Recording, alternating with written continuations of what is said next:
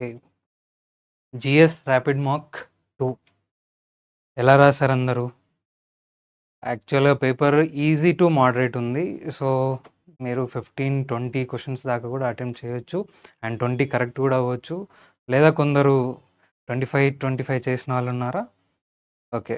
25, 25 చేసుంటే ఇంకా అద్భుతం. So, let's go into explanation. GS rapid mock second. అయితే కొంచెం మార్చేద్దాం మన ఎక్స్‌ప్లనేషన్‌ని. ఇప్పుడు కొందరికి ఆ క్వెషన్స్ అనేటివి అందరికీ తెలియకపోవచ్చు. క్వెషన్స్‌కి ఆన్సర్స్ అందరికీ రాకపోవచ్చు. అయితే అది ఎలా చదవాలి? ఆ క్వెషన్స్‌కి మీరెలా ప్రిపేర్ అవ్వాలి? అనేది ముందుగానే మనం ఒకసారి చూసుకొని, మీ చేతనే ఆన్సర్స్ నేను తెప్పిస్తాను. అది ఎలా చదవాలో నేను నేర్పిస్తాను. అది నేర్పించి మీ చేతనే ఆ క్వెషన్స్‌కి ఆన్సర్స్ మీ చేతనే రాబడతాను. సో, ఫస్ట్ క్వెషన్‌కి మనం ఇచ్చే ఎక్స్‌ప్లనేషన్ వచ్చేసి ఫస్ట్ ఇక్కడ థీమ్ ఏంటి? థీమ్ వచ్చేసి ఫండమెంటల్ రైట్స్. ఓకే. థీమ్ వచ్చేసి ఫండమెంటల్ రైట్స్. ఈ ఫండమెంటల్ రైట్స్ ఇది చాలా ఇంపార్టెంట్ టాపిక్ ఎస్ఎస్సి సీజీఎల్‌లో. చాలా రెగ్యులర్‌గా ప్రతి బ్యాచ్‌లో కూడా అడుగుతానే ఉన్నారు. So, fundamental rights is an important topic. It is enshrined in the part 13 of the constitution. అందరికీ పార్ట్స్ ఇవన్నీ తెలిసే ఉంటాయని అనుకుంటున్నాను. పార్ట్స్ కానీ, షెడ్యూల్స్ కానీ, ఆర్టికల్స్ కానీ వీటన్నిటిని తెలుసుకోండి. పార్ట్స్ అంటే మన కాన్స్టిట్యూషన్ అనేది ఒక బుక్ అయితే దాంట్లో ఒక్కొక్క చాప్టర్ లాగా అనమాట. పార్ట్స్ అనేటివి ఒక్కొక్క చాప్టర్ లాగా. సో, ఇప్పుడు పార్ట్ 3లో మనకి ఫండమెంటల్ రైట్స్ ఉన్నాయి. ఫండమెంటల్ రైట్స్ అనేటివి ఆర్టికల్ 12-35 ఉంటాయి.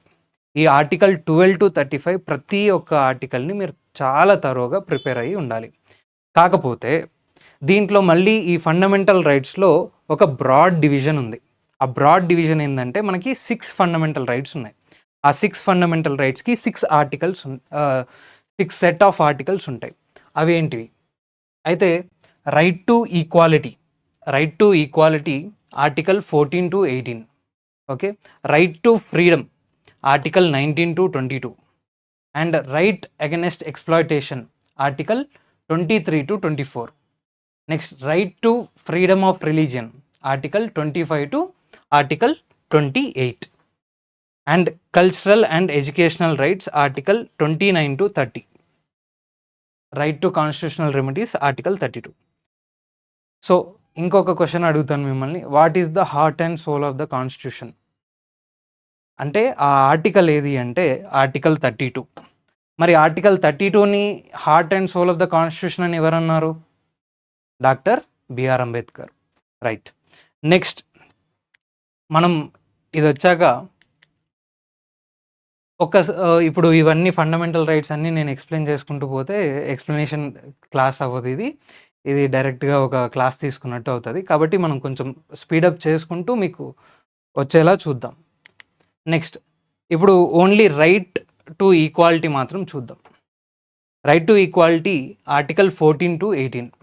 ఆర్టికల్ 14-18 ఉన్న రైట్ టు ఈక్వాలిటీ ఆర్టికల్ 14 వచ్చేసి ఏం చెప్తది? చాలా చిన్నగా మనం చూసుకుంటే equality before law and equal protection of loss.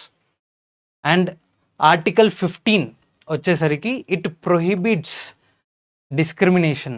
Discrimination ఏ దాంట్లో? Discrimination on the basis of religion, race, caste, sex, place of birth అన్నమాట. ఇవి కూడా ఇంపార్టెంట్. మనకి డిస్క్రిమినేషన్ దేంట్లో చూయించరు అని. దాంతోపాటు ఆర్టికల్ 16కి వస్తే it guarantees equality of opportunity. అందరికీ ఈక్వల్ ఆపర్చునిటీ రావాలి. సార్ మరి రిజర్వేషన్స్ ఉన్నాయి కదా! అందరికీ ఈక్వల్ ఆపర్చునిటీస్ ఎక్కడున్నాయి? అవును. రిజర్వేషన్స్ అనేటివి డిస్క్రిమినేషన్‌ని చూపిస్తాయి. కానీ దాన్ని మన కాన్స్టిట్యూషన్‌లో ఏమన్నారు అంటే పాజిటివ్ డిస్క్రిమినేషన్ అన్నారు. పాజిటివ్ డిస్క్రిమినేషన్ అంటే అవును, వాళ్ళు ఇంతకు ముందు వరకి చాలా అణచివేయబడి ఉన్నారు. వాళ్ళందరికీ కూడా ఇప్పుడు ఏదైనా ప్రొటెక్షన్ ఇవ్వాలి అని చెప్పి పాజిటివ్‌గా వాళ్ళని డిస్క్రిమినేషన్ చేయడం అనేదే మనకి రిజర్వేషన్ సిస్టమ్. సో, ఆ రిజర్వేషన్స్ అనే ఆర్టికల్ కూడా మనకి వచ్చేది ఈ ఆర్టికల్ 16లోనే. ఆర్టికల్ 16 క్లాస్ 4, 5 అలా. And article 17. ఇప్పుడు ఆర్టికల్ 17 వచ్చేసి ప్రాక్టీస్ ఆఫ్ అన్‌టచబిలిటీని అబాలిష్ చేయడం. ఒకప్పుడు ఈ అన్‌టచబిలిటీ అనే ప్రాక్టీస్ చాలా ఇదొక సోషల్ ఈవిల్. ఈ సోషల్ ఈవిల్‌ని ఎవరైతే మనం తీసేయాలి అని చెప్పేసి మనకొచ్చిన article 17. And untouchability abolition act అనేది కూడా మనకుంటది. ఆర్టికల్ 18. ఆర్టికల్ 18 వచ్చేసి ఇట్ ఫోర్‌బిడ్స్ ద కన్ఫరింగ్ టైటిల్స్. మహారాజాది రాజా, రాజా, మార్తాండ ఇలాంటి టైటిల్స్ అనేటివి ఇప్పుడు కనిపిస్తున్నాయా మనకి? లేవు. ఎందుకంటే వీటిని తీసేశారు. వాడు అతని పేరులో పెట్టుకుంటే తప్ప అతన్ని రాజా అని పిలవం మనం. ఓకే. కాబట్టి ఇలాంటి టైటిల్స్. బట్ ఎక్సెప్టింగ్ కొన్ని titles ఏంటివంటే military and academic titles. Military ఇప్పుడు పరమవీర చక్ర, కీర్తి చక్ర, అశోక చక్ర లాంటివి. అయిన తర్వాత భారతరత్న, పద్మవిభూషణ్, పద్మశ్రీ ఇలాంటివి ఓకే అనమాట. అండ్ ఇది నెక్స్ట్ వచ్చేసి ఇప్పుడు క్వశ్చన్కి వచ్చేద్దాం. ఆర్టికల్ 17 డీల్స్ విత్, ఇంతకుముందే చెప్పాను, చూసారు కదా. Article 17 it అబాలిషెస్ the practice of untouchability. So, ఇప్పుడు మీరు చదవడం ఎలాగో తెలిసింది. సో, ఇలానే ప్రతి క్వశ్చన్‌కి కూడా మనము చూసుకుంటూ వెళ్దాము. మనం ఎక్కడి నుంచి చదవాలి, ఎలా చదవాలి, క్వశ్చన్స్ ఎలా వస్తున్నాయి అనేది మీకు తెలిసిపోతుంది. And article 17 untouchability. సో, ఇక్కడ ఆర్టికల్ 17 అన్‌టచబిలిటీ రైట్ ఆన్సర్. అయితే మరి రైట్ టు ఎడ్యుకేషన్ ఏంటి? Article 21A. ఇది 86th కాన్స్టిట్యూషనల్ అమెండ్మెంట్ యాక్ట్ ద్వారా మనకి కాన్స్టిట్యూషన్లో కాన్స్టిట్యూట్ అవ్వడం జరిగింది. ఇది ఎప్పుడు అయిన తర్వాత అబాలిషన్ ఆఫ్ టైటిల్స్, ఇది కూడా మీకు తెలుసు కదా, ఇంతకుముందు చూసాం మనం, article 18. And abolition of child labour. ఒకసారి ఆలోచించండి. అబాలిషన్ ఆఫ్ చైల్డ్ లేబర్ అంటే చైల్డ్ అనే అతన్ని ఎక్స్‌ప్లాయిట్ చేయడం జరుగుతుంది. మరి ఎక్స్‌ప్లాయిట్ చేయడం జరుగుతుంది అన్నప్పుడు ఇది ఏ దాని కిందకి వస్తుంది? Right against exploitation. ఇది మనం గమనిస్తే మనం ఆర్టికల్ ఈజీగా పెట్టొచ్చు. రైట్ అగైనెస్ట్ ఎక్స్‌ప్లాయిటేషన్‌కి మనకున్న ఆర్టికల్స్ ఎన్ని? రైట్ అగైనెస్ట్ ఎక్స్‌ప్లాయిటేషన్‌కి మనకున్న ఆర్టికల్స్ ఎన్ని? Article 23 and 24. సో, 23, 24లోనే మనకి ఆర్టికల్ ఉండబోతుంది. And article is 24. ఈ 24 article abolition of child labour. Okay. Next వచ్చేసి మెడివల్ ఇండియా. మనకి మెడివల్ ఇండియా లోపల మనకి ఢిల్లీ సల్తనేట్స్, మొఘల్స్, దాంతోపాటు ఉన్న ఇంకొక ముస్లిం రూలర్స్ బహుమనీ సుల్తాన్స్. సో, ఈ బహుమనీ సుల్తాన్స్ మనకి 5 కింగ్డమ్స్‌గా ఉన్నారనమాట. ఈ 5 కింగ్డమ్స్ మనకి ప్రైమ్ మినిస్టర్ మొహమ్మద్ గవాన్ అని చెప్పి ఒక బహుమనీ కింగ్డమ్స్‌లో ఒక మినిస్టర్ ఉండేవారు. ఆయన చనిపోయిన తర్వాత కింగ్డమ్స్ అన్నీ కూడా డిసింటిగ్రేట్ అయిపోయి మనకి బహుమనీ కింగ్డమ్ అనేది 5 డిఫరెంట్ స్టేట్స్, 5 డిఫరెంట్ కింగ్డమ్స్‌గా మారిపోయింది. ఆ 5 డిఫరెంట్ కింగ్డమ్స్ ఏంటివంటే అహ్మద్‌నగర్, బీజాపూర్, బేరర్, బీదర్, గోల్కొండ. ఈ అన్నిటిని పరిపాలించిన వాళ్ళు మళ్ళీ సపరేట్‌గా అహ్మద్‌నగర్ అయితే నిజాం షాయీస్, బీజాపూర్ అయితే ఆదిల్ షాయీస్, బేరర్ అయితే ఇమాజ్ షాయీస్ అండ్ బీదర్ అయితే బరీద్ షాయీస్, గోల్కొండ కుతుబ్ షాయీస్. ఈ కే అయినా క్యూ అయినా ఒకటే. Okay, no problem. అహ్మద్‌నగర్ వచ్చేసి నిజాం షాయీస్. మరి ఇవన్నీ గుర్తుపెట్టుకోవాలి. ఓకే, ఇవన్నీ మళ్ళీ మీరు ఒకసారి రిపీట్ చేస్తే గుర్తుంటాయి. రెగ్యులర్గా రిపీట్ చేసుకుంటుంటే గుర్తుంటాయి. కొన్ని ట్రిక్స్ చెప్పుకోవచ్చు మనం. ఇట్లా బీదర్ ఉంది. బీదర్లో ఒకసారి చూడండి, ఈ అన్ని లెటర్స్, బీదర్లో ఉండే అన్ని లెటర్స్ బరీద్లో ఉన్నాయా? సో, బీదర్ని రూల్ చేసింది బరీద్ షాయీస్. మనకి ఇంకా ఈ గోల్కొండ తెలుసు మనకి. గోల్కొండ ఎలా అంటే కుతుబ్ షాయీస్, కులీ కుతుబ్ షా అని చెప్పి మనం వినింటాం. సో, కుతుబ్ షాయీస్. కులీ కుతుబ్ షా ఏం కట్టారు? Charminar. Okay, next bearer. Imad షాయిస్. Okay. ఒక చిన్నగా గుర్తుపెట్టుకోవాలంటే అహ్మద్ అనే అతను గోల్కొండలో ఉండేవాడు. అతను ఒకరోజు ఒక బేరర్‌ని పిలిచి బీడీ అయిన తర్వాత బ్రీజర్ కావాలని అన్నాడు. ఇలా ఏవైనా కోట్స్ పెట్టుకోండి. మీరు కోట్స్ పెట్టుకొని ఈ 5 కింగ్డమ్స్ ఏవో అలా నేర్చుకోండి. అంతే. నెక్స్ట్.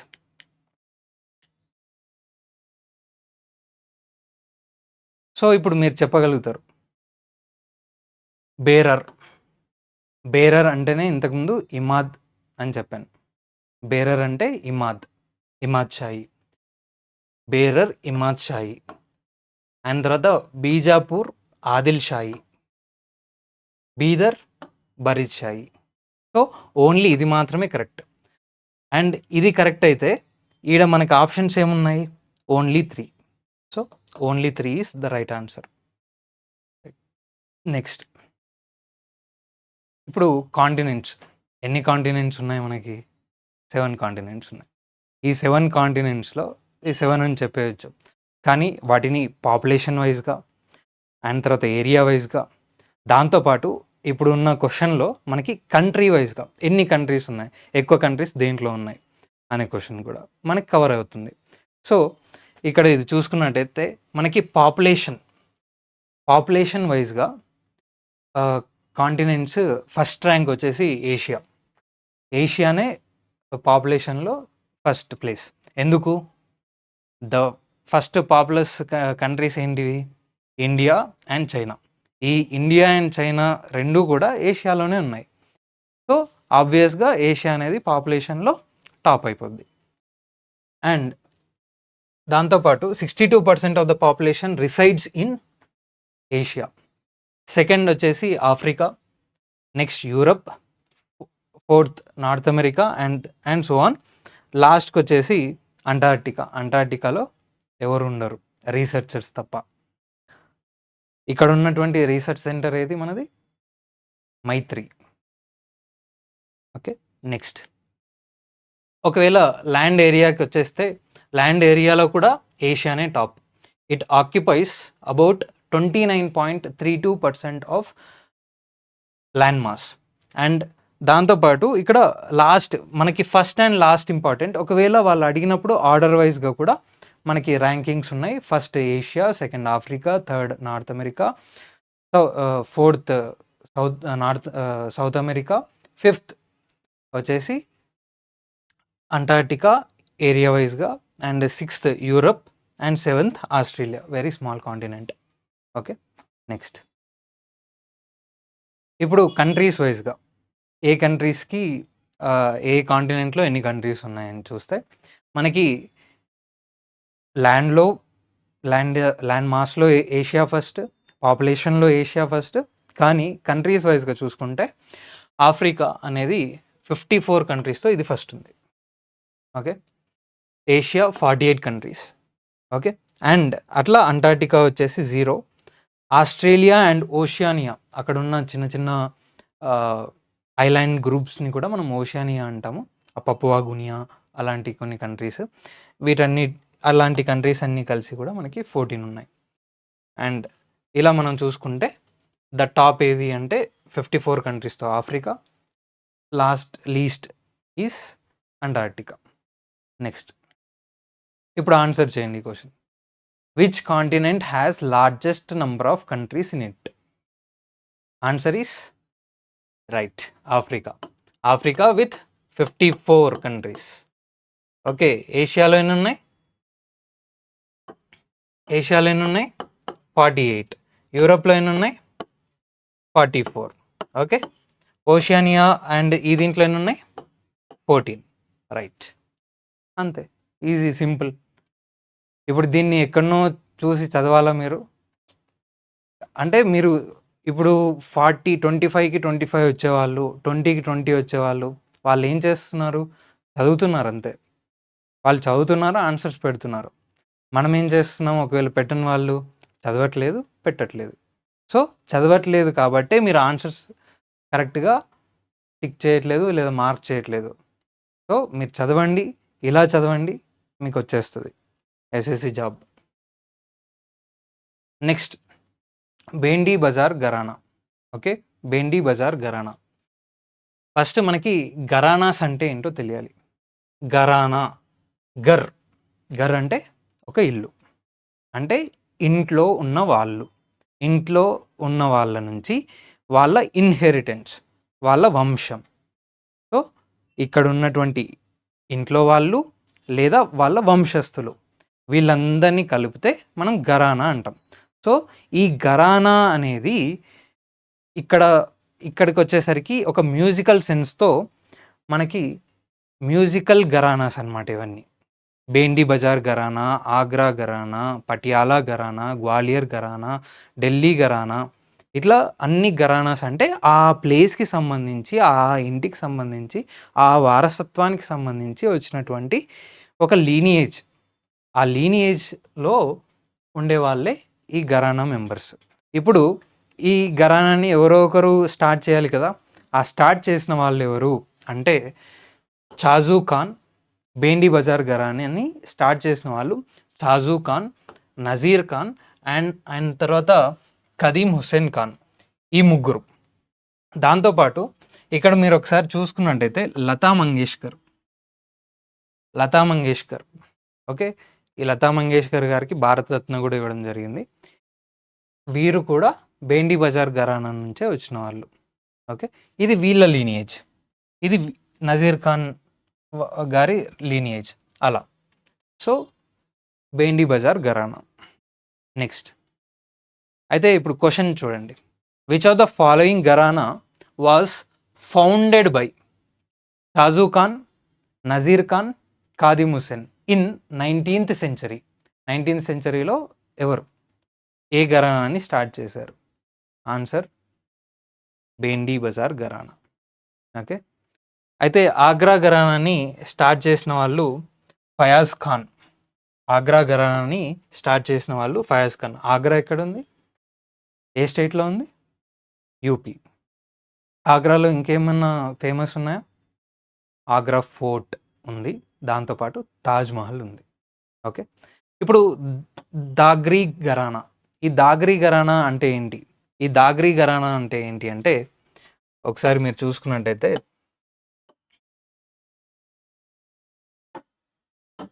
దాగ్రీ ఘరానా ఇది సింగర్స్ వచ్చేసి ముస్లిం సింగర్స్, కానీ వీళ్ళు హిందూ గాడ్స్ని ప్రేస్ చేస్తూ రిసైటేషన్స్ ఇచ్చేవాళ్ళు. ఓకే, హిందూ గాడ్స్ని ప్రేస్ చేస్తూ రిసైటేషన్స్ ఇచ్చేవాళ్ళు ఈ దాగ్రీ ఘరానా వాళ్ళు. ఓకే, దాగర్స్ అని కూడా అంటారు వీళ్ళని, దాగ్రీ ఘరానా.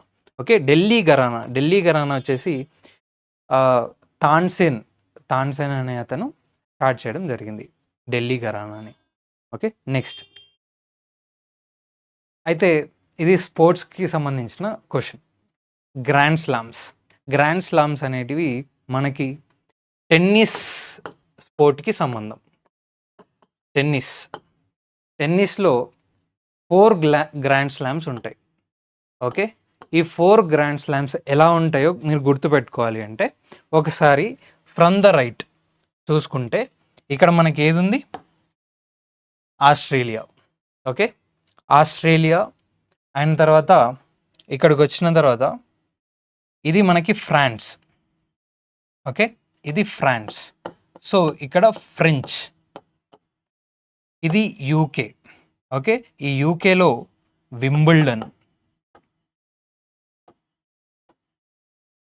దీని తర్వాత ఇది యుఎస్, మనకి యుఎస్.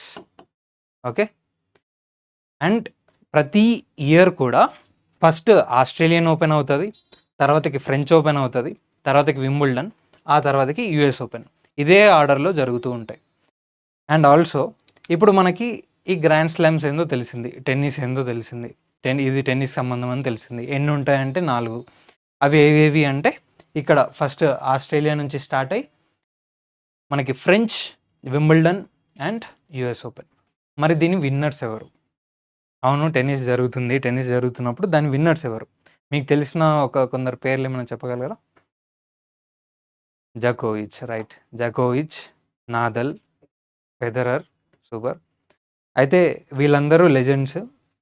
ఇప్పటిదాకా హైయెస్ట్ గ్రాండ్ స్లామ్ విన్నర్ ఎవరు అంటే జకోవిచ్. జకోవిచ్ తర్వాత రఫెల్ నాదల్. జకోవిచ్ 24 గ్రాండ్ స్లామ్స్‌ని విన్ అయ్యారు. 22 గ్రాండ్ స్లామ్స్‌తో రఫెల్ నాదల్ ఉన్నారు. అండ్ థర్డ్ వచ్చేసి ఫెదరర్ 20 గ్రాండ్ స్లామ్స్‌తో ఉన్నారు. సో ఇది. తర్వాతకి ఇప్పుడు కొత్త వాళ్ళొచ్చారు. ఆ కొత్త వాళ్ళు ఎవరు అంటే first 2024 Australian Open winner Jannik Sinner. Okay. And 2024 French Open Alcaraz, Carlos Alcaraz. And Wimbledon వచ్చేసి ఆల్కరాజే. Next US open Jannik Sinner, Australian Open Jannik Sinner. Australian Open ఇది 2025. ఓకే. చూసారా? Australian Open, French Open, Wimbledon Open, US Open. మళ్ళీ Australian Open, French Open, Wimbledon మొన్నే అయింది. Next US open అవుతుంది. అప్పుడు మళ్ళీ యుఎస్ ఓపెన్కి మనం అప్డేట్ చేసుకోవాలి. So Jannik sinner, next Alcaraz and జనిక్ sinner again. So మీరు గుర్తుపెట్టుకోవాల్సిన పేర్లు 3 ఓన్లీ 3, ఓన్లీ 2 యాక్చువల్గా. అండ్ మనకి జకోవిచ్ అనే అతను కూడా ఇంపార్టెంట్. ఆయన మళ్ళీ కూడా గెలవచ్చు. ఓకే. 24 గ్రాండ్ స్లామ్ విన్నర్ కాబట్టి జకోవిచ్ is also an important person. So ఈ ముగ్గురు. అలానే grand slam winners of in women title కూడా మీరు చూసుకోవాలి. ఇక్కడ చాలా చాలా న్యూ ప్లేయర్స్ ఉన్నారు. సెరీనా విలియమ్స్ అనే ఆమె ఈ మోడర్న్ ఎరాలో ఎక్కువ గ్రాండ్ స్లామ్ సంపాదించింది. కాకపోతే మనకి మార్గరెట్ కోర్ట్ అనే ఆమె అత్యధిక గ్రాండ్ స్లామ్స్ ఉన్న ఆమె. ఆయన తర్వాత స్టెఫీ గ్రాఫ్ని దాటుకొని సెరీనా విలియమ్స్ సెకండ్ ప్లేస్లో ఉంది. సో ఇది కూడా చూసుకోండి మీరు. దాంతోపాటు వీళ్ళ పేర్లన్నీ కూడా మీరు నోట్ అయ్యి ఉండాలి, లేదా గుర్తుపెట్టుకోవడానికి ట్రై చేయండి. ఒకసారి చదివేస్తే మీరు ఆన్సర్ ఎగ్జామ్లో జస్ట్ చూస్ చేసుకోవడమే ఉంటుంది. Next, now who has won the men's singles title at 2024 US open? Okay. 2024 US open winner ఎవరు? 2024 okay US open Jannik Sinner answer. So Jannik Sinner is the answer. Jannik Sinner ఎవరంటే ఇతను జనిక్ sinner. And ఆల్కరాజ్ అంటే ఇతను. జకోవిచ్ అంటే ఇతను. Okay. Next, ఇప్పుడు exercises మనం చేసే ఎక్సర్సైజ్ కాదు, మిలిటరీ వాళ్ళు చేసే ఎక్సర్సైజెస్. మిలిటరీలో అంటే వాళ్ళు మిలిటరీ ఉంటుంది, నేవీ ఉంటుంది, అండ్ తర్వాత ఎయిర్ ఫోర్స్ ఉంటుంది. ఈ ఎయిర్ ఫోర్స్ అన్నీ కూడా డిప్లొమాటిక్ రిలేషన్స్ని చాలా మంచిగా చూసుకోవడానికి అండ్ పీస్ఫుల్ వరల్డ్ని బిల్డప్ చేయడానికి వాళ్ళు ఏం చేస్తారు అంటే అన్ని కొలాబరేషన్ అవుతూ కొన్ని ఎక్సర్సైజెస్ చేస్తూ ఉంటారనమాట.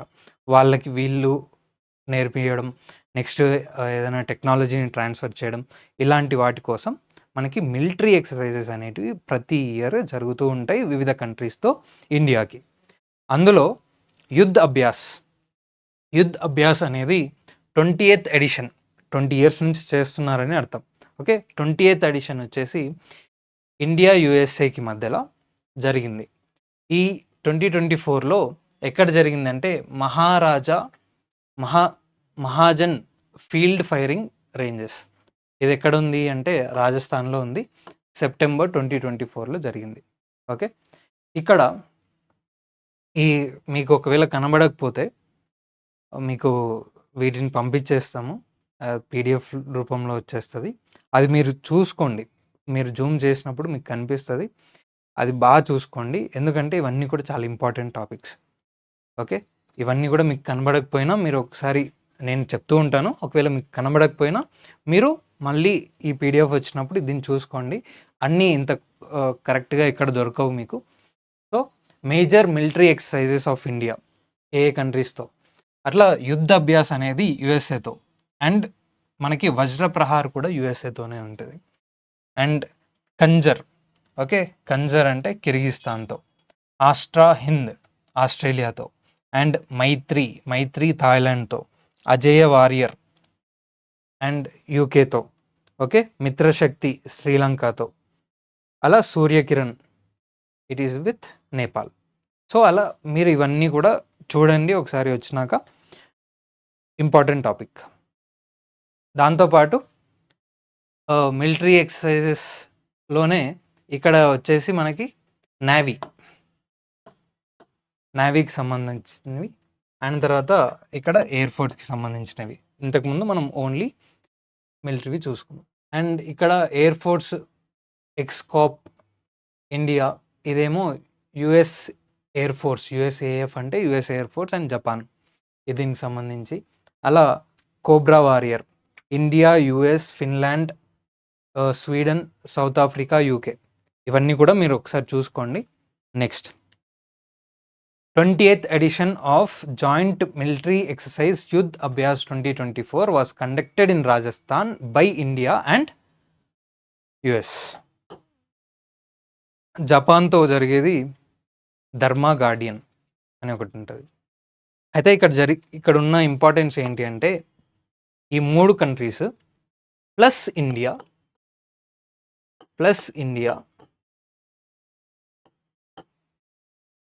ఇండియా ఇవి అన్నీ కూడా క్వాడ్లో మెంబర్స్. క్వాడ్ అనేది ఒక గ్రూప్, జాయింట్ గ్రూప్. యుఎస్ఏ ఉంటుంది, జపాన్, ఆస్ట్రేలియా అండ్ ఇండియా, ఈ 4 కంట్రీస్ కలిపి ఉన్నటువంటి గ్రూప్ వచ్చేసి మనకి క్వాడ్ గ్రూప్. సో ఈ క్వాడ్ గ్రూప్ అంతా కూడా మనకి చేసే ఎక్సర్సైజ్ ఏంటి అంటే మలబార్ ఎక్సర్సైజ్. మలబార్ అయితే మీరు మలబార్ వినే ఉంటారు. మలబార్ ఏ coast? Kerala coast. Okay, Kerala coast Malabar. So Kerala దగ్గర జరుగుతుంది కాబట్టి ఇది మలబార్ ఎక్సర్సైజ్ అయింది. Okay, Malabar exercise. Okay, next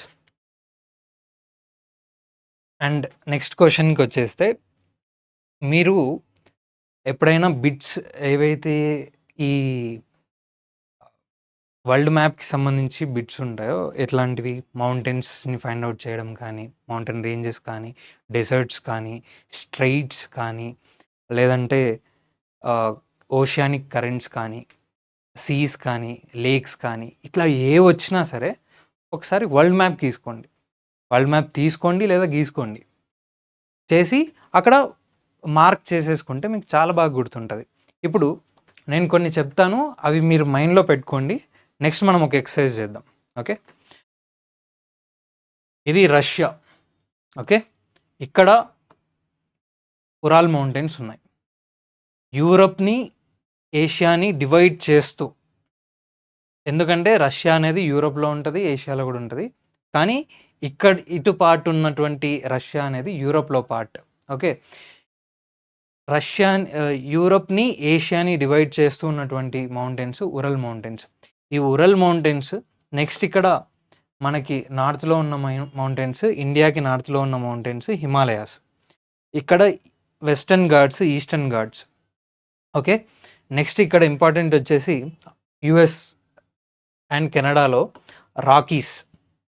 okay, ఇవన్నీ రాకీస్. నెక్స్ట్ ఇక్కడ అపలాచియన్, సౌత్ అమెరికాకు వద్దాం. సౌత్ అమెరికాలో వెస్టర్న్ కోస్ట్ అంతా కూడా యాండీస్ మౌంటైన్ రేంజెస్. ఇక్కడ యూరప్లో ఇటలీ ఉంది ఇక్కడ. ఓకే, ఇటలీకి పైన ఇదంతా కూడా ఆల్ప్ మౌంటైన్స్. ఇడ ఆఫ్రికాకి western coast. Okay, north western కోస్ట్లో అట్లాస్ మౌంటైన్స్. ఓకే, అండ్ ఇవన్నీ చూసుకుంటే నెక్స్ట్ ఆస్ట్రేలియాలో గ్రేట్ డివైడింగ్ రేంజ్. రష్యా మనకి ఏషియాని, యూరోప్ని డివైడ్ చేస్తున్నది Ural mountains, Himalayas, eastern western Ghats, Rockies, and తర్వాత Appalachian mountains, and Andes, and Alps, Atlas. ఇవన్నీ గుర్తున్నాయా? ఇప్పుడు మనం ఒక ఎక్సర్సైజ్ చేద్దాం. ఇది ఓకే, ఉరల్ సైడ్ ఉన్నాయి, మైండ్లోకి వచ్చిందా? రైట్, ఇక్కడ ఉంటుంది. And Himalayas, okay, atlas, okay, Italy అన్నాం, ఇటలీకి ఇక్కడ పైన ఆల్ప్స్, ఓకే, ఇక్కడ రాకీస్, రైట్, ఇక్కడ అపలాచియన్, ఇక్కడ యాండీస్. సో ఫైన్, మీరు ఇప్పుడే నేర్చేసుకున్నారు ఇవన్నీ. సో ఇలా మనం ప్రాక్టీస్ చేస్తే ఇప్పుడు దాని లొకేషన్తో సహా తెలుస్తుంది. మనం ఓన్లీ యాండీస్ అని మాత్రమే గుర్తుపెట్టుకుంటే అవ్వదు. అది ఎక్కడుంది? Western Coast of south America, right. Longest mountain ranges in the world, యాండీస్, okay. And highest mountain ranges in the world, Himalayas. That's it. Next, important mountain range located in Russia is, ఇప్పుడే మాట్లాడుకున్నాం మనం. So answer is Urals. Rocky mountain ranges ఎక్కడున్నాయి? ఏ ఏ కాంటినెంట్లో ఉన్నాయి? North American continent. అయిపోయింది. హిమాలయస్ ఏషియాలో ఉన్నాయి. యాండీస్ south అమెరికన్లో ఉన్నాయి. Next,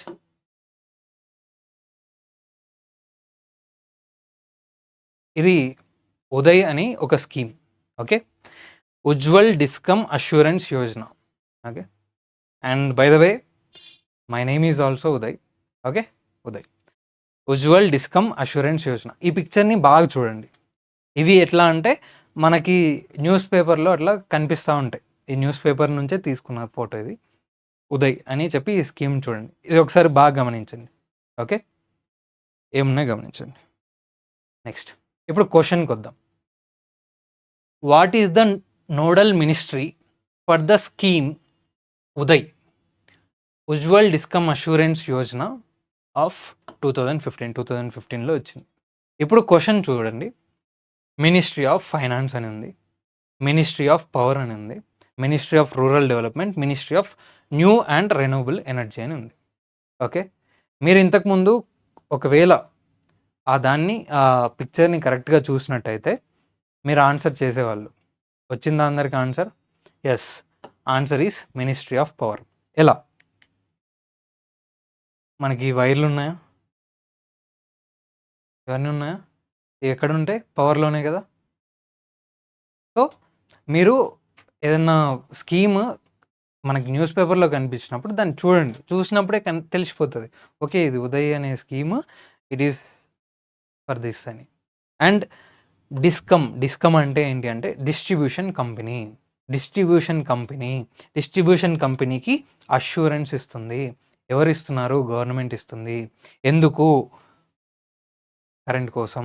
అందరికీ ఇప్పుడు కొన్ని డిస్కమ్ కంపెనీస్ అంటాం అనమాట, డిస్ట్రిబ్యూషన్ కంపెనీస్. ఇవన్నీ కూడా నష్టపోతూ ఉన్నాయన్నమాట. వాళ్ళు ఇంకా మేము నష్టపోయి ఏం చేస్తున్నారంటే, మేము ఈ ట్రాన్స్ఫర్ అనేది చేయము, డిస్ట్రిబ్యూట్ అనేది చేయం పవర్ని.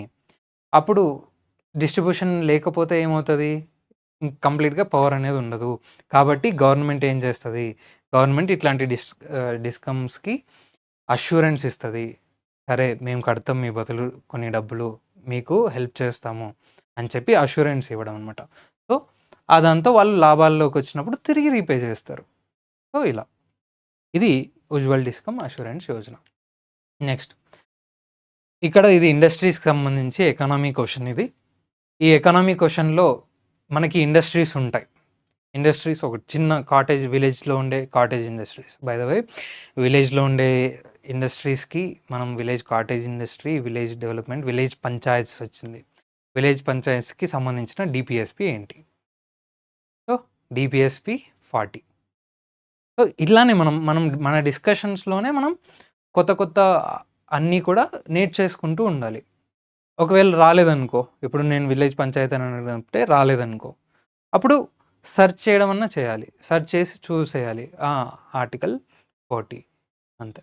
సో ఇలానే మనకి డెవలప్ అవుతుంది, మనం నేర్చుకుంటూ ఉంటాం, ఫ్రెండ్స్తో డిస్కస్ చేసుకుంటూ ఉండాలి. అలా నెక్స్ట్, మినీరత్న, నవరత్న, మహారత్న. ఈ మహారత్న ఇవన్నీ కూడా జెవెల్స్ కాదు, ఇవి రత్నాలు ఏం కాదు, కాకపోతే ఇవి కంపెనీస్. పెద్ద కంపెనీ అయితే మహారత్న, కొంచెం ఇప్పుడిప్పుడే డెవలప్ అవుతుంది. కానీ ఈ డెవలప్‌మెంట్ అయిన దానికంటే కూడా చాలా పెద్దది. స్టార్టప్ కంపెనీస్ కంటే కూడా పెద్దది. ఎలా అంటే దీని ప్రీ టాక్స్ ప్రాఫిట్ టాక్స్ కట్టక ముందు ఉండేటువంటి ప్రాఫిటే దానికి 30 క్రోర్స్. అది కూడా మోర్ ఏంటి అంటే అట్‌లీస్ట్ వన్ ఆఫ్ ద 3 ఇయర్స్‌లో. ఇప్పుడు ఏంటంటే ఈ ఈ మహారత్న, నవరత్న, మహారత్న అండ్ మినీరత్న ఇవన్నీ కూడా ఈ కేటగిరీస్ ఎలా ఇస్తారంటే ఒక కంపెనీ చాలా బాగా 3 ఇయర్స్ దాని బ్యాక్‌గ్రౌండ్ చెక్ చేస్తారనమాట. ఆ బ్యాక్‌గ్రౌండ్ చెక్‌లో at least 1 year 30 crores of profit ఉంది. ఏది టాక్సెస్ కట్టక ముందే మనకి 30 క్రోర్స్ ప్రాఫిట్‌లో ఉంది అంటే అది మినీ రత్న కేటగిరీ 1 స్టేటస్ ఇస్తారు అలాంటి కంపెనీకి. నెక్స్ట్ మినీ రత్న ఇవన్నీ కూడా సార్ మరి రిలయన్స్ పెద్ద కంపెనీ కదా! అది మహారత్న కాదు. రిలయన్స్ అనేది ప్రైవేట్ కంపెనీ. ఇక్కడున్న మహారత్న, నవరత్న, మినీరత్న ఇవన్నీ కూడా government PSUs, public sector undertakings. Okay. ఈ పబ్లిక్ సెక్టార్ అండర్‌టేకింగ్స్ అనేటివి మనకి section 8 of companies act section 8 పరంగా వీటిని ఇలా డివైడ్ చేయడం జరిగింది. ఓకే. మినీరత్నాలో 2 కేటగిరీ 1, కేటగిరీ 2 ఇవన్నీ కూడా పర్ఫార్మెన్స్ ఆధారంగానే అనమాట. కొంచెం ఇంకా ఎక్కువ ప్రాఫిట్స్ వచ్చింది అంటే దాన్ని నవరత్నాలోకి పంపించేస్తారు. ఇంకా కొంచెం ఎక్కువ ప్రాఫిట్స్ వచ్చినాయంటే అది మహారత్నకి వెళ్తది. ఇంతకుముందు వరకి 10 మహారత్నాసే ఉండే. ఇప్పుడు ఒక్కొక్కటి యాడ్ చేసుకుంటూ మనకి 14 మహారత్నాస్ అయినాయనమాట. ఆ 14 మహారత్నాస్ ఏంటో ఇవి చూద్దాం. ఓకే. మహారత్నాస్ ఇవి చాలా కంపెనీస్ ఒకసారి చూస్తే ఈ companies average annual turnover for last 3 years నుంచి దాని లాస్ట్ యావరేజ్ టర్నోవర్ 25,000 క్రోర్స్ ఉంటే అది మహారత్న అవుతుంది. Average annual net worth more than 15,000 crores అయి ఉండాలి. నెక్స్ట్ అలాంటి కంపెనీసే ఈ 14 కంపెనీస్. ఓకే. ఈ 14 కంపెనీస్ లాస్ట్ మనకి జాయిన్ అయింది ఏంటి అంటే హాల్. ఓకే. 2024లో హాల్ అనేది మనకి ఏది మహారత్న స్టేటస్ అనేది రావడం జరిగింది. అయితే ఫస్ట్ మనకి 2010లో ఇవున్నాయి. ఓకే. సెయిల్ అంటే స్టీల్ అథారిటీ ఆఫ్ ఇండియా, అలా Indian oil corporation, NTPC oil and natural gas corporation ఇలాంటివి. అండ్ తర్వాత బెల్ అనేది కూడా మనకి భారత్ హెవీ ఎలక్ట్రానిక్స్ లిమిటెడ్. పెద్ద పెద్ద ఇంజినీరింగ్ వర్క్స్ అనేది కూడా అవి చేయడం జరుగుతుందనమాట. సో అలా కోల్ ఇండియా లిమిటెడ్ అంటే కోల్ మైనింగ్ చేస్తుంటది. ఆ mining company coal India limited. ONGC అంటే ఆయిల్‌ని దాన్ని మనకి ఫస్ట్ క్రూడ్ ఆయిల్ లాగా ఉంటది. ఆ క్రూడ్ ఆయిల్‌ని డిస్టిలేషన్ ప్రాసెస్‌లో దాన్ని చేసేసి అలా మనకి ఓఎన్‌జీసీ అది చేసే ప్రాసెస్ ఓఎన్‌జీసీ. నెక్స్ట్ ఇప్పుడు question. Which among the following is not a Maharatna? మీరు గమనించాలి. నాట్ అనేదాన్ని గమనించాలి. ఈ ఈ ఎగ్జామ్‌లో దీంట్లో చాలా సింపుల్‌గా ఇచ్చేసాం గానీ, ఒకవేళ ఈడ గూడా ఇంకొక కంపెనీ వచ్చింటే మీరు ఏదో ఒకటి టిక్ చేసేవాళ్ళు. ఆ టిక్ చేసేది కరెక్ట్ మహారత్నాన్నే టిక్ చేసేవాళ్ళేమో. సో, నాట్ అనేదాన్ని మీరు గమనించాలి ఎగ్జామ్‌లో. సో, ఇక్కడ none of the above is the right answer. BEL and GAIL and HAL ఈ 3 కూడా మహారత్న కంపెనీస్. నెక్స్ట్ ఈ స్టడీస్ అనేటివి కూడా మనకి చాలా ఇంపార్టెంట్. దాంట్లో లాజీ అంటే స్టడీ ఆఫ్ అని. ఓకే. స్టడీ ఆఫ్‌లో ఇక్కడ మీకు వైరస్ గురించి చదివితే వైరాలజీ, బ్యాక్టీరియా గురించి చదివితే బ్యాక్టీరియాలజీ, ప్రోటోజోవా గురించి చదివితే ప్రోటోజువాలజీ. ఇవి ఈజీగానే ఉన్నాయి. కానీ వేరేది ఫంగస్ అంటే mycology, study of algae phycology లేదా algology, and insects entomology. Next study of fish ichthyology. And తర్వాత హెర్పటాలజీ అంటే రెప్టైల్స్ అండ్ యాంఫీబియన్స్‌కి సంబంధించి. ఇప్పుడు స్నేక్ అని అడిగితే రెప్టైల్. Ornithology birds. ఓకే. ఇప్పుడు మీరు క్వెషన్ ఈజీగా చేసేస్తారు. Fungus, mycology, algae, fungus, mycology, algae, phycology. Okay. Study of fungi is called mycology. This is the right answer. Next. UNESCO heritage sites very important chapter. ఇది ఎస్ఎస్సిలో కూడా చాలాసార్లు అడగడం జరిగింది. సో యునెస్కో సైట్స్ వచ్చేసి మనకి ఇప్పుడు 44 యునెస్కో సైట్స్ ఉన్నాయి. రీసెంట్గా జూలై 2025లో మరాఠా మిలిటరీ ల్యాండ్స్కేప్స్కి ఈ యునెస్కో వరల్డ్ హెరిటేజ్ సైట్ గుర్తింపు అనేది మనకి లభించింది. ఇది యునెస్కో వరల్డ్ హెరిటేజ్ సైట్స్ ఎవరు ఇస్తారు? యునెస్కో ఇస్తుంది. యునెస్కో హెడ్ క్వార్టర్స్ ఎక్కడ ఉన్నాయి? ఆన్సర్ చెప్పండి, సెర్చ్ చేయండి. And 35 cultural, 7 natural and 1 mixed site. Okay. దీని ఆన్సర్ మనం లాస్ట్లో కూడా చెప్పుకుందాం. లాస్ట్లో యుఎన్ గురించి ఉంది. సో అంతవరకు ఆలోచించండి, లేదా నేర్చేసుకోండి. నెక్స్ట్, మనము 6th పొజిషన్లో ఉన్నాం నంబర్ వైజ్గా. 44 అంటే మనం 6th పొజిషన్లో ఉన్నాం వరల్డ్ వైడ్గా. నెక్స్ట్, ఇక్కడ దీన్ని మీరు జూమ్ చేసుకొని తర్వాతకి మీకు పీడిఎఫ్ వచ్చాక చూడండి. ఇలా ఈ 44 సైట్స్ అనేటివి అన్నీ కూడా ఉన్నాయి. యాక్చువల్గా మహారాష్ట్రలో ఉండే ఇప్పుడు మరాఠా ల్యాండ్స్కేప్స్, మిలిటరీ ల్యాండ్స్కేప్స్ ఇంకా ఇక్కడ లేదు, మీరు నోట్ డౌన్ చేసుకోండి. అండ్ ఇక్కడ మహారాష్ట్రలో Ajanta, Ellora, Elephanta caves, Victorian Gothic and art deco ensembles of Mumbai and Chhatrapati Shivaji terminus, ఇవి మహారాష్ట్రలో ఉన్నాయి. అలా ప్రతి ప్లేస్లో. మరి తెలంగాణలో ఏముంది? తెలంగాణలో కాకతీయ రుద్రేశ్వర రామప్ప టెంపుల్ వరంగల్లో. ఓకే. నెక్స్ట్, హనుమకొండ చెప్పాలంటే హనుమకొండలో Ajanta and Ellora group of rock cut caves are located in. Answer is Maharashtra. ఇప్పుడు మీరు గుజరాత్లో ఏమున్నాయి? రాణికి వావ్ అని ఉంటుంది. సో అలా Bhimbetka caves in Madhya Pradesh. Next 37th క్వశ్చన్కి సంబంధించి మనం ఎలా నేర్చుకోవాలి అంటే, ఇప్పుడు ఓర్స్ ఉంటాయి. ఓర్స్ అంటే ఏంటి?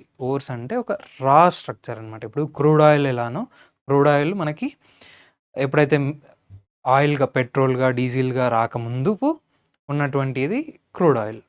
అలానే మనకి ఐరన్ లేదంటే ఇంకా కాపర్ ఇట్లాంటివి రాకన్నా ముందు ఉండే మినరల్ రాక్ ఏదైతే ఉంటుందో దాన్ని మనం ఓర్ అంటాం. So ore is defined as naturally occurring rock or sediment that contains 1 or more valuable minerals. Okay. What are the ores of iron? ఇప్పుడు అన్నీ చూసుకోలేం కదా, ఒక ఐరన్ని చూసుకుందాం. ఐరన్లో మనకి మినరల్ ఓర్స్ ఏంటివి అంటే హెమటైట్, మ్యాగ్నటైట్, లిమోనైట్, సెడరైట్. ఓకే. వీటి ఫార్ములాస్ ఇవి. అండ్ వీటిలో ఎంత % ఆఫ్ ఐరన్ ఉంటుంది? ఇప్పుడు రాక్ అంతా ఐరన్ అయితే ఆ ఐరన్నే తీసుకొని పోతాం కదా మనం. కానీ రాక్లో ద పర్సంటేజ్ ఆఫ్ రాక్, ఈ ఓర్, ఇప్పుడు ఒకవేళ హెమటైట్ అనే ఓర్ తీసుకుంటే మనకి 70% ఆఫ్ కంపోజిషన్ అనేది ఐరనే ఉంటుంది. So it has more amount of iron in it. So hematite more. ఈ ఆర్డర్ కూడా అడుగుతూ ఉంటారు ఎగ్జామ్లో.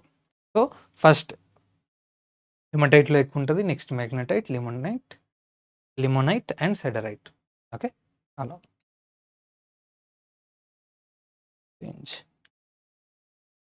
అండ్ ఐరన్, ఇప్పుడు ఐరన్ ఓన్లీ కంపోజిషన్ రాక్స్ చూసుకుంటే ఇంక అయిపోయింది అనుకుంటున్నారా? లేదు.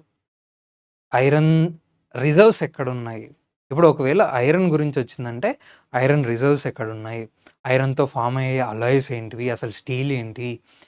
మళ్ళీ స్టీల్ ఇండస్ట్రీ గురించి ఇట్లా మనం ఒకసారి ఒక తీగని పట్టుకున్నామంటే అది తీగ లాగుతూ ఉండాలి. లాస్ట్ కొన వరకు మనం వెళ్ళినప్పుడే మనకి డెప్త్‌నెస్ ఆఫ్ ద సబ్జెక్ట్ మనకి వచ్చేస్తుంది. అప్పుడు ఎలాంటి క్వశ్చన్స్‌నైనా చాలా ఈజీగా క్రాక్ చేయగలుగుతాం. అలా ఇది కూడా ఒకసారి మీరు చూసుకోండి.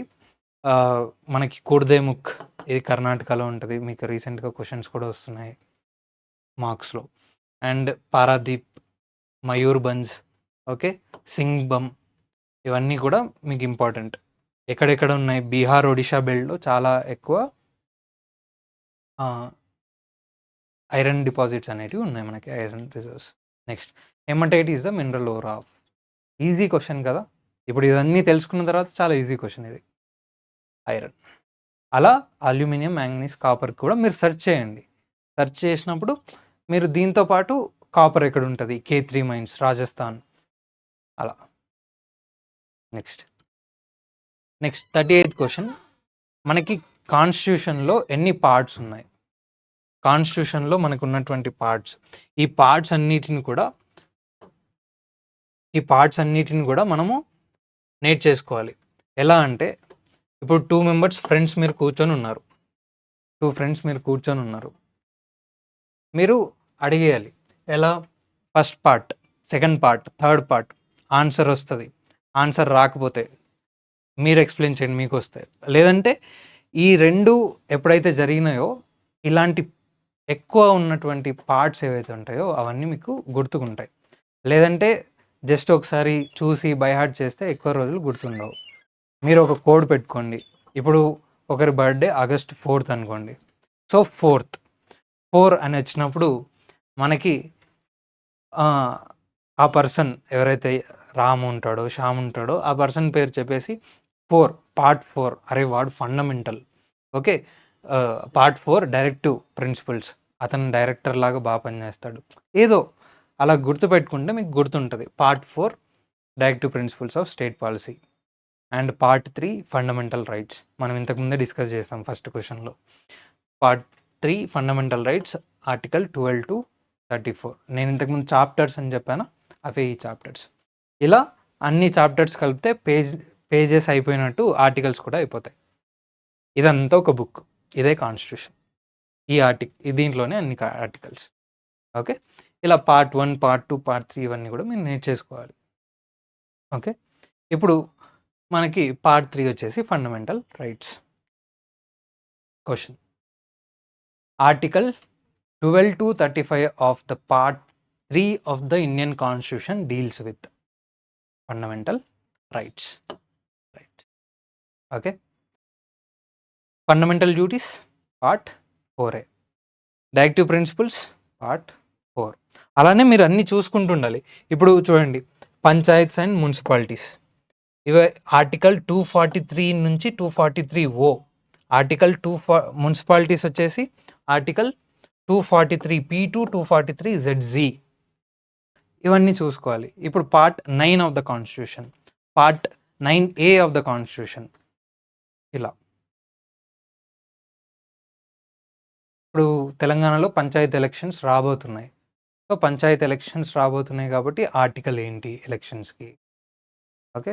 అలా ఆర్టికల్ 243 నుంచి 243O మధ్యలో ఎక్కడుంది ఎలక్షన్స్? గ్రామ సభ అంటే ఏంటి? ఇవన్నీ కూడా అడుగుతూ ఉంటారు ఎగ్జామ్లో. సో మీరు అవన్నీ కూడా చదవడం important. Next, economy question.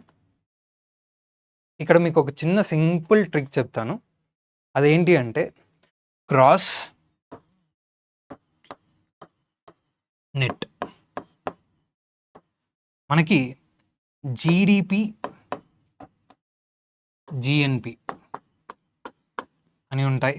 Next NDP and NNP. Okay. ఇక్కడ gross net, gross domestic product and gross national product. National domestic product, net domestic product, net national product. Okay. గ్రాస్కి నెట్కి డిఫరెన్స్ ఏంటి అంటే, గ్రాస్ నుంచి మనం ఎప్పుడైతే డిప్రీసియేషన్ని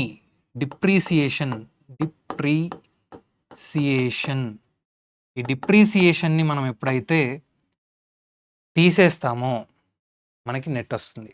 so gross minus depreciation is equal to net. ఇప్పుడు చేసేయండి. Gross domestic product minus depreciation is equal to net domestic product. Gross national product minus depreciation is equal to net national product. ఇంతే, చాలా simple. So ఇప్పుడు GDP అంటే మనకి ఇక్కడ జిఎన్పికి వచ్చేద్దాం. GNP అంటే GDP plus net income from abroad. ఇవి కూడా చూసుకోవాలి. ఈ నెట్ ఎలా వచ్చిందో మనం చూసాం. ఫస్ట్ గ్రాస్ డొమెస్టిక్ ప్రొడక్ట్ అంటే ఏంటి? The amount of goods and services that are produced in a country within a time span. In a country మళ్ళీ by Indians anywhere in the world. Okay, GNP. Domestic అంటే domestic టెరిటరీలోనే. So అది. And GNP అంటే మనకి అది. ఇప్పుడు net income from the abroad ఎక్కడున్నా అని చెప్పానా? గ్రాస్ నేషనల్ ప్రొడక్ట్కి ఎక్కడున్నా. ఇప్పుడు జీడిపి అంటే ఓన్లీ ఇన్ డొమెస్టిక్ ఏరియా, అది ప్లస్ అబ్రాడ్ నుంచి వచ్చే నెట్ ఇన్కమ్, ఇవి కలిపితే మనకి GNP.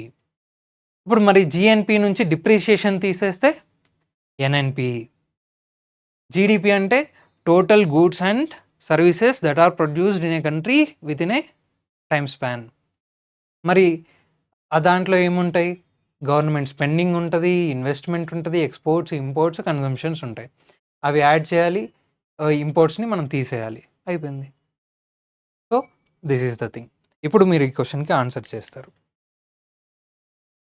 What is gross national product? Gross national product, gross అంటే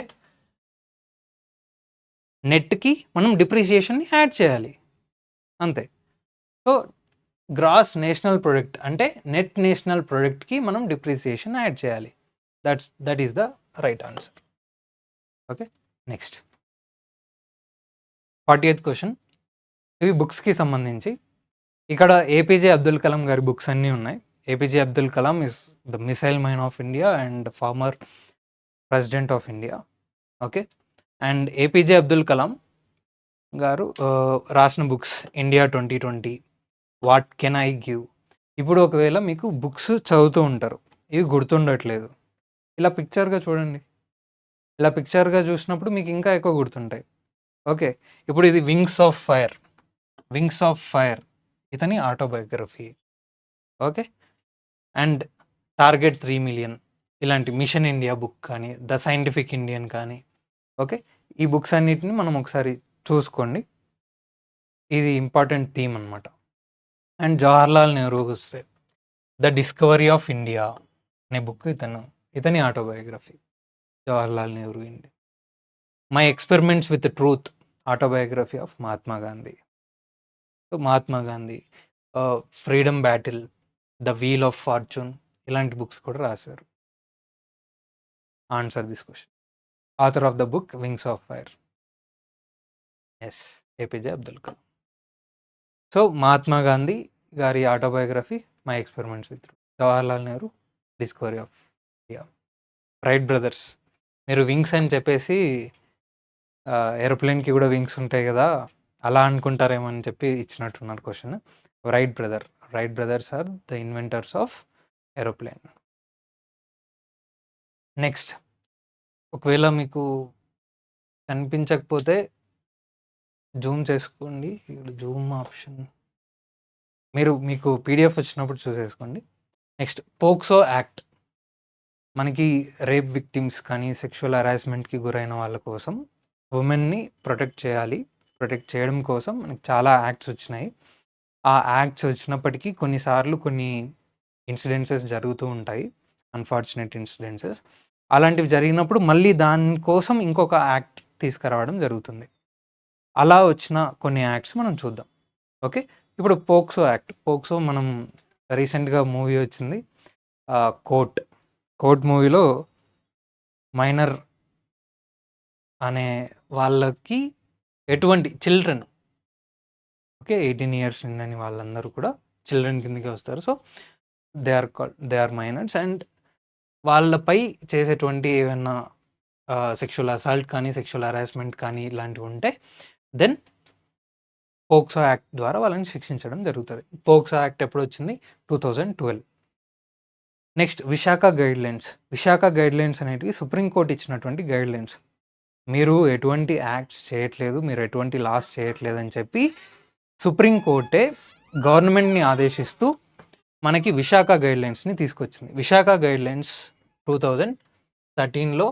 ఇవి 1995లో 1997లో సుప్రీంకోర్టు ఎప్పుడైతే ఇచ్చిందో ఆ తర్వాతకి చాలా ఏళ్ళకి sexual harassment of women at workplace act అనేది 2013లో మనకి రావడం జరిగింది.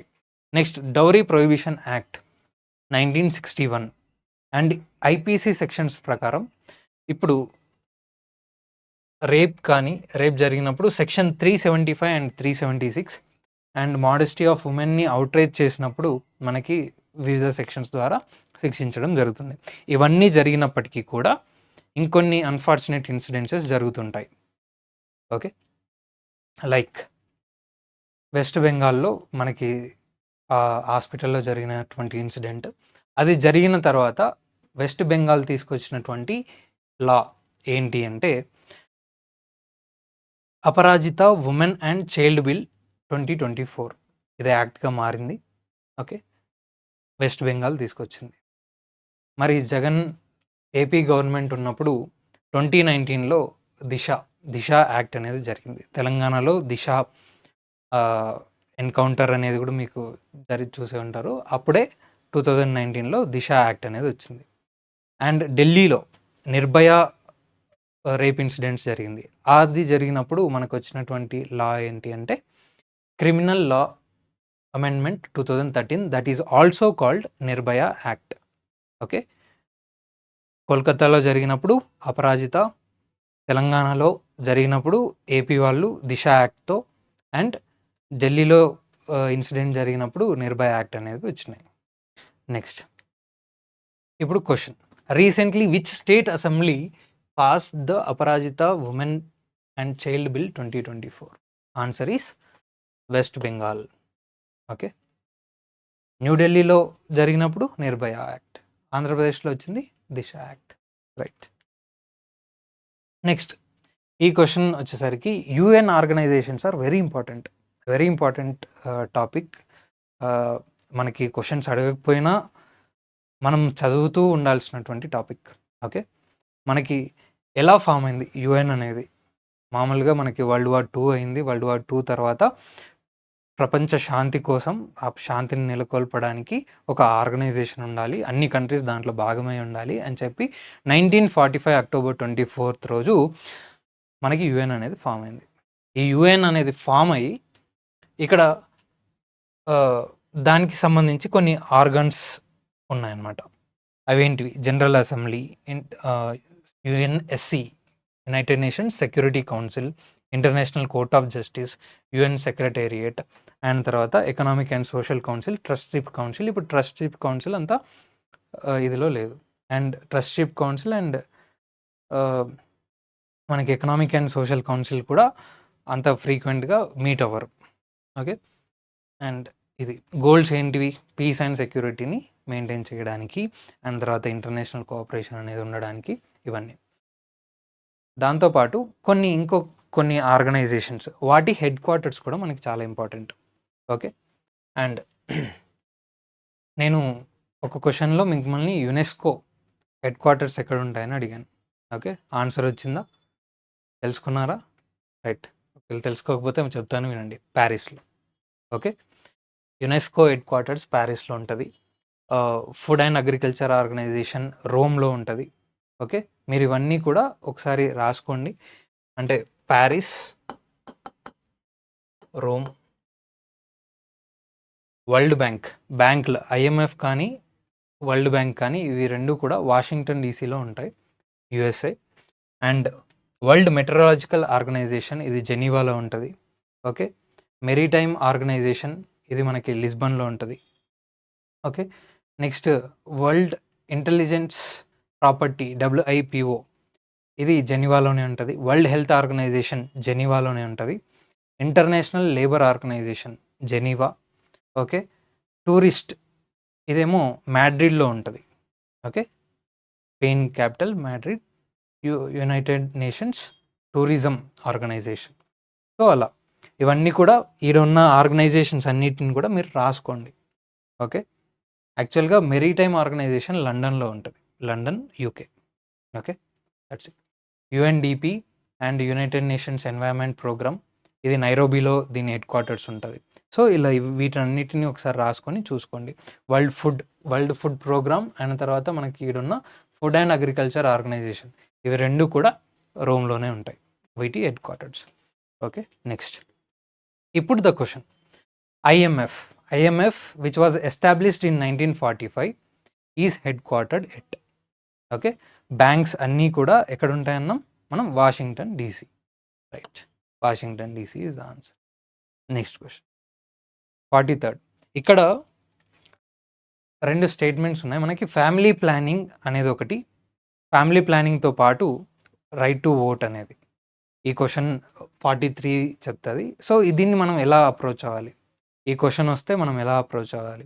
ఈ క్వెషన్కి మనం ఏంది అంటే, ఇది కరెంట్ అఫైర్స్లో ఉండదు, లేదంటే ఏదన్నా బుక్లో కూడా ఉండదు. కానీ మనము కొన్నిసార్లు ఇలాంటి క్వెషన్స్ వచ్చినప్పుడు మనము రైట్ టు ఓట్ అని పాలిటీలో చదివినప్పుడు, అవును ఉమెన్కి మెన్కి ఒకటేసారి మన దగ్గర రైట్ టు ఓట్ ఇచ్చారా? ఒకవేళ అదైతే ఏంటి? Universal adult franchise. మరి ఈ యూనివర్సల్ అడల్ట్ ఫ్రాంచైజ్ మన ఇండియాలో మాత్రమే ఉందా? వేరే కంట్రీస్లో ఉందా? అన్ని కంట్రీస్ కూడా ఉమెన్కి ఓటింగ్ రైట్స్ ఇచ్చాయా? ఒకవేళ ఇస్తే ఏది ఫస్ట్ కంట్రీ అవుతుంది? ఇలా మనని మనం క్వశ్చన్ చేసుకుంటూ ముందుకెళ్తే ఒక పాయింట్కి మనం నాలెడ్జ్ గెయిన్ చేసినట్టు ఉంటుంది. ఆ నాలెడ్జ్ గెయిన్తో పాటు ఇలాంటి క్వశ్చన్స్ మనకి ఎగ్జామ్లో వచ్చినప్పుడు వస్తుంది. అండ్ ఫస్ట్ ఫ్యామిలీ ప్లానింగ్ ప్రపంచంలోనే ఎక్కడా లేనట్టు మన దగ్గరే స్టార్ట్ చేసాం. 1952లో ఫస్ట్ దానికి ప్లానింగ్ చేసి మరి ఫ్యామిలీ ప్లానింగ్ అనేది మనం చేసాం. కానీ ఇప్పుడు what is the world's most populous country? India. So అది కరెక్ట్గా ప్రాపర్గా ఇంప్లిమెంట్ అవ్వలేదని తెలుస్తుంది మనకి. సో అది 1952లోనే స్టార్ట్ అయింది మనకి ఫ్యామిలీ ప్లానింగ్ ప్రోగ్రామ్ అనేది. And now we reach to first place. చైనాని కూడా బీట్ చేసేసాం 2023లోనే. మనది అవి మిలియన్స్లో ఉన్నాయి. ఓకే. 1428 మిలియన్ ఇది. And next right to vote అనేది ఫస్ట్ కంట్రీ ఫర్ ఉమెన్కి రైట్ టు ఓట్ ఇచ్చిన ఫస్ట్ కంట్రీ వచ్చేసి New Zealand. Okay. New Zealand is the first country. అది ఎప్పుడు ఇచ్చింది? 1893లోనే ఇచ్చింది. అండ్ మనకి ఎప్పుడు వచ్చింది? మనకి ఫస్ట్ 1921లో కూడా మద్రాస్లో మనకి లెజిస్లేషన్స్కి ఉమెన్స్ సఫరేజ్ గురించి రెసల్యూషన్ అనేది పాస్ అవ్వడం జరిగింది. ఆ తర్వాతకి రైట్ టు ఓట్ ద్వారా article 326. Okay. Article 326 talks about right to vote. ఈ రైట్ టు ఓట్ ద్వారా మనకి అడల్ట్ యూనివర్సల్ అడల్ట్ ఫ్రాంచైజ్ అనేది వచ్చింది. ప్రతి ఒక్క అడల్ట్ 18 ఇయర్స్ మించి ఉన్న వాళ్ళందరూ కూడా మనకి ఓట్ వేయచ్చు. అలా ఉమెన్ అయినా సరే ఓట్ వేయచ్చు అకార్డింగ్ టు ఆర్టికల్ 326. రైట్. ఇప్పుడు మీరు చూసారు New Zealand first country to give women the right to vote. Done. ఈ క్వశ్చన్కి ఇప్పుడు ఆన్సర్ చేయండి. India is the world's first country to implement the family planning. Right statement. New Zealand is the first country to give voting right to women. Right statement. So both are right statements. 1 and 2 only. Next 44. కొన్ని names ఇప్పుడు change అవుతూ ఉన్నాయి. ప్రతి మన BJP government వచ్చాక, BJP government అనే కాదు, ఏ గవర్నమెంట్లో ఉన్నా సరే కొన్ని నేమ్స్ అన్నిటివి చేంజ్ అవుతూ ఉంటాయి. And for a good reason, some for a bad reason, but fine. అవన్నీ కూడా మనకి అనవసరం. మనకి అవసరం ఏంటంటే అవి ఎగ్జామ్ హాల్లో ఎగ్జామ్ క్వశ్చన్స్లో వస్తాయి కాబట్టి వాటిని మనం తెలుసుకోవాలి. Okay. So Port Blair is the capital city of Andaman and Nicobar. Andaman Nicobar capital city అయిన పోర్ట్ బ్లేర్ దాని నేమ్ చేంజ్ చేశారు శ్రీ విజయపురం అని. ఓకే. శ్రీ విజయపురం. అండ్ రాస్ ఐలాండ్కి సుభాష్ చంద్రబోస్ ఐలాండ్గా నేమ్ చేంజ్ చేయడం జరిగింది. నీల్ ఐలాండ్ షహీద్ ద్వీప్. హ్యావ్లాక్ ఐలాండ్ స్వరాజ్ ద్వీప్. సుభాష్ చంద్రబోస్కి సంబంధించే ఉన్నాయి. ఎందుకు సుభాష్ చంద్రబోస్కి సంబంధించి ఉన్నాయి అంటే, ఎప్పుడైతే వరల్డ్ వార్ 2 జరిగిందో జపాన్తో కలిసి సుభాష్ చంద్రబోస్ మన ఇండియాలో ఉన్నటువంటి బ్రిటిషర్స్ని వార్ చేసి వాళ్ళని పంపించేద్దామని అనుకున్నారు. మహాత్మా గాంధీ పీస్‌ఫుల్ రిజల్యూషన్‌తో వెళ్దామని అంటే, సుభాష్ చంద్రబోసు లేదు మిలిటరీ యాక్షనే వీళ్ళకి సరిపోతది అని చెప్పి జపాన్‌తో చేతులు కలిపి ఇక్కడ షహీద్ అండ్ స్వరాజ్ ఐలాండ్స్‌ని ఆక్యుపై కూడా చేసుకుంటారు. కానీ అక్కడ యూఎస్ బాంబ్స్ ఎయడంతో పరిస్థితి అంతా మారిపోతది. అండ్ దాంతో పాటు రష్యాకి వెళ్ళినటువంటి జర్మన్ సైనికులందరూ కూడా స్టాలిన్‌గ్రాడ్ దగ్గర చనిపోవడం జరుగుతది. ఇవన్నీ జరిగిన తర్వాత జర్మన్ సైనికులు అక్కడ పోతూ ఉంటారు. జపాన్ మీద బాంబ్ వేయడం జరుగుతది. దీంతో సుభాష్ చంద్రబోస్‌కి ఎటువంటి హెల్ప్ జపాన్ నుంచి దొరకడం కరువైపోతది. మళ్ళీ జపాన్ వాళ్ళ సైనికులందరూ కూడా మళ్ళీ they return to their place. ఇలా జరిగినప్పుడు సుభాష్ చంద్రబోస్ ఎయిర్ క్రాష్‌లో ఇది ఇంకా మిస్టరీయే అతని డెత్ అనేది. ఎయిర్ క్రాష్‌లో చనిపోయారని చెప్పి అఫీషియల్ స్టేట్మెంట్. సో, అది.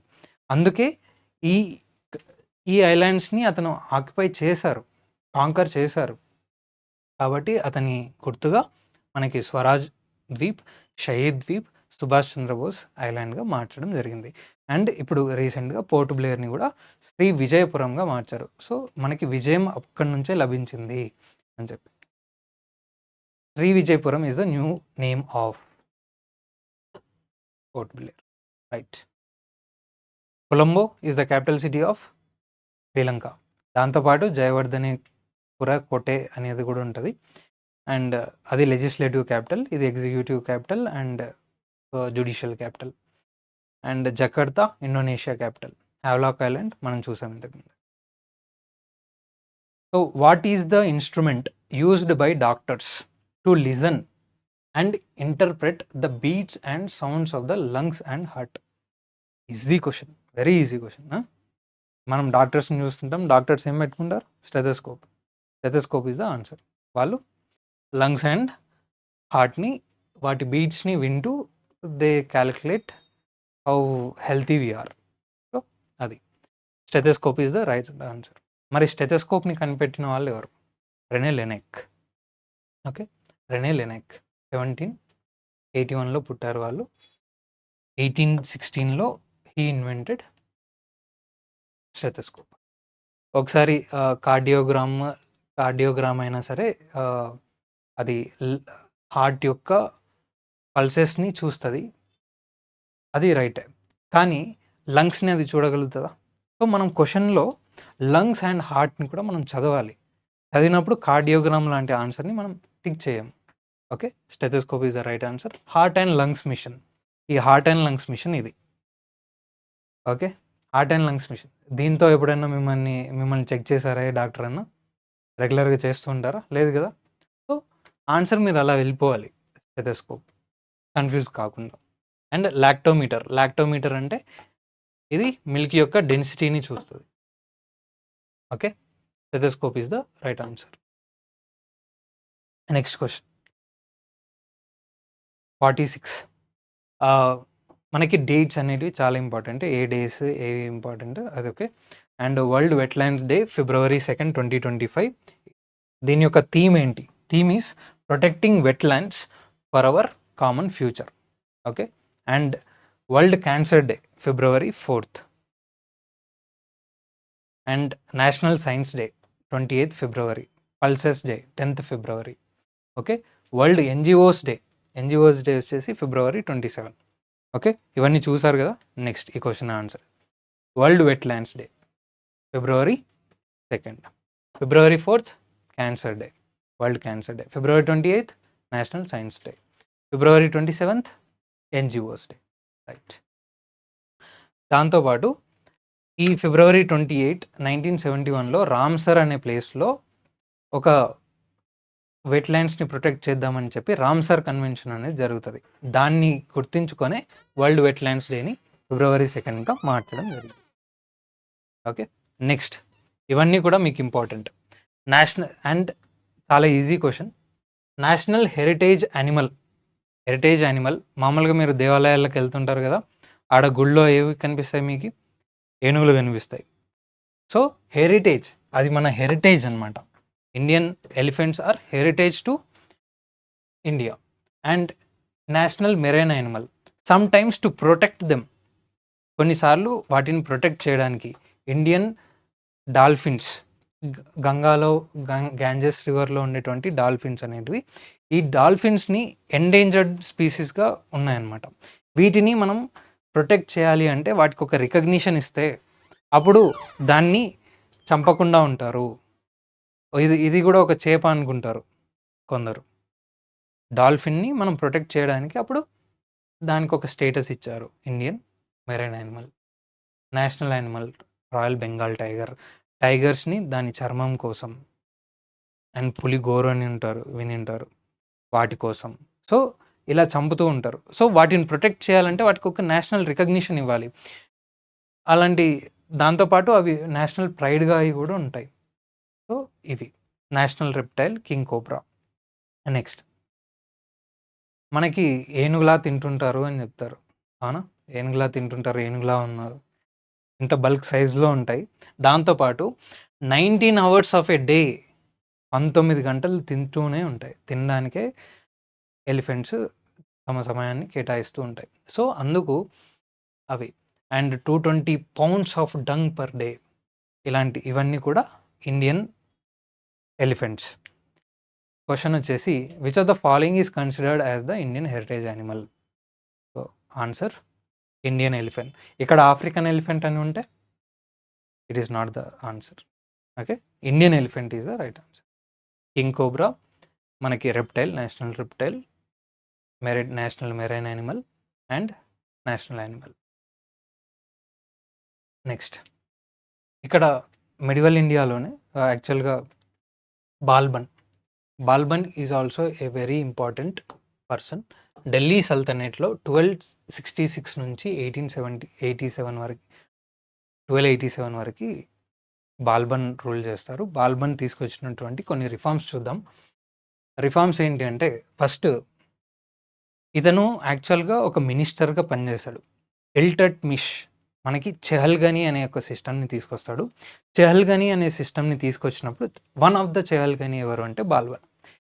ఇప్పుడు ఈ బాల్బన్ చెహల్గనీగా ఉండి, అంటే ఆ 40 మంది మినిస్టర్లో ఒక మనిషిగా ఉండి, స్లేవ్ డైనస్టీ ఎండ్ అయిన వెంబడనే ఇతను రూల్లోకి వస్తాడు.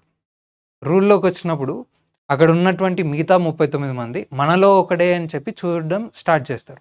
మరి మనలో ఒకడు అని చెప్పి చూసినప్పుడు అతను రాజు అవ్వగలడా? అవ్వలేడు.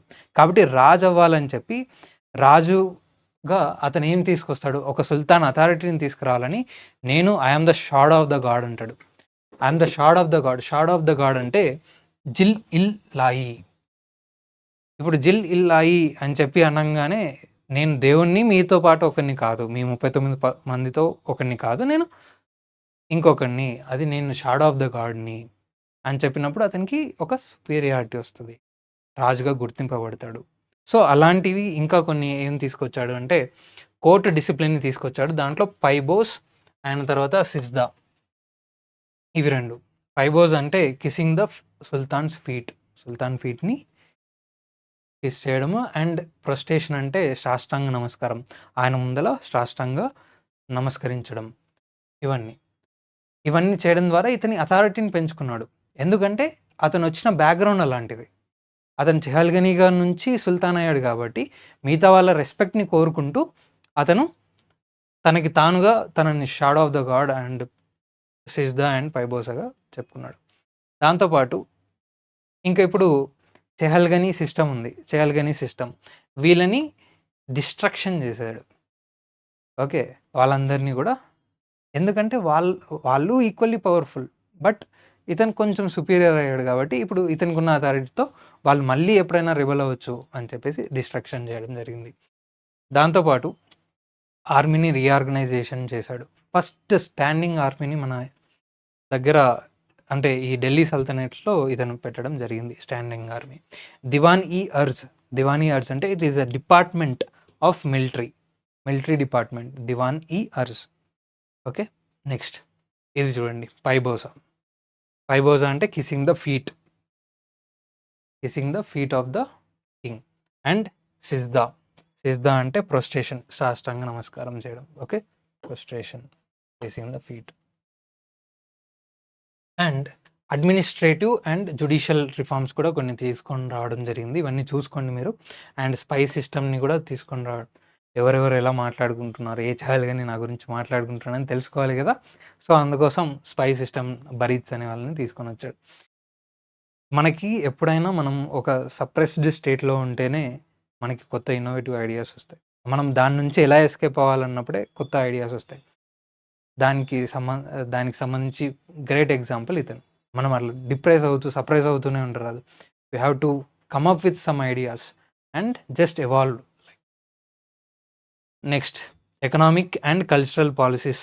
నౌరోజ్ అనేటువంటి పర్షియన్ ఫెస్టివల్‌ని, ఇరానియన్ ఫెస్టివల్‌ని కూడా ఇతను ఇంట్రొడ్యూస్ చేయడం జరుగుతది. Balban took up the title which meant shadow of the god is జిలిల్లాహి. దివానీ అర్ట్స్ మిలిటరీ డిపార్ట్మెంట్. ఫైబోజా యెస్. ఇస్ ద వచ్చేసిందా? Right. Next chemical names. Okay. ఇవన్నీ కూడా మీకు ఇక్కడ పీడిఎఫ్‌గా ఇవ్వడం జరుగుతది. ఒకసారి మీరు కూడా చూసుకోండి. ఇక్కడ ఫస్ట్ వచ్చేసి NaOH caustic soda, baking soda NaHCO3, washing soda Na2CO3, NH2O. ఇది కామ కాదు, ఇది ఫుల్ స్టాప్. ఓకే. అండ్ మనకి gypsum CaSO4 2H2O and plaster of Paris CaSO4 half H2O important. So అలా SaO quick lime. Okay. Slaked lime CaOH taken twice. ఇవన్నీ గుర్తుపెట్టుకోండి. ఇప్పుడు question చేయండి. Baking soda NaHCO3 okay. ఇది quick lime. ఇక్కడ మనం 10H2O రాస్తే ఇది washing soda. Last question anti caste movement. మనకి సోషో రిలీజియస్ మూమెంట్స్ చాలా ఇంపార్టెంట్. అందులో యాంటీ క్యాస్ట్ మూమెంట్ ఒకటి చాలా ఇంపార్టెంట్. దాంట్లో సెల్ఫ్ రెస్పెక్ట్ మూమెంట్ అనేది ఇంకో ఇంపార్టెంట్. ఆ సెల్ఫ్ రెస్పెక్ట్ మూమెంట్‌ని స్టార్ట్ చేసిన వాళ్ళు ఎవరు అంటే ఈవి రామస్వామి నాయకర్. ఇతన్నే పెరియార్ అని కూడా అంటారు. ఓకే. ఇతను తీసుకొచ్చినటువంటి ఏంటి అంటే మనుస్మృతి అండ్ భగవద్గీతని, రామాయణ వీటన్నిటిని కూడా పెరియార్ అనేవారు క్రిటిసైజ్ చేశారు. ఓకే. ఇప్పుడు వచ్చినటువంటి డిఎంకే పార్టీ కానీ ఒకసారి మీరు తమిళనాడు పాలిటిక్స్‌ని మనం చూసుకుంటే పెరియార్ యొక్క ఫిలాసఫీని చూసుకొని అవన్నీ రావడం జరిగింది. ఓకే. నెక్స్ట్ సెల్ఫ్ రెస్పెక్ట్ మూమెంట్‌ని 1925లో తీసుకురావడం జరిగింది. ఇవి Ramaswamy Naicker. So answer this question. Self respect movement 1925 was organised by EV Ramaswamy Naicker. Okay. Done. Satyashodhak Samaj Jyotiba Phule. Okay. ఇలా మహాత్మా గాంధీ మనకి ఉన్న మూమెంట్స్ అన్నీ గుర్తుండాలి. Champaran movement, Ahmedabad textile mill protest and Kheda Satyagraha, non cooperation movement, civil disobedience movement, round table conferences, quit India movement, Gandhi Irwin pact, Poona pact, Gandhi and Ambedkar ఇవన్నీ కూడా గాంధీకి సంబంధించినవి. Okay. Right. That's all. And thank you for your valuable time. ఒకసారి చూసుకోండి. మళ్ళీ ఒకసారి పీడిఎఫ్‌ని మీరు revise చేసినట్టయితే మీకు ఇంకా బాగా గుర్తుంటుంది.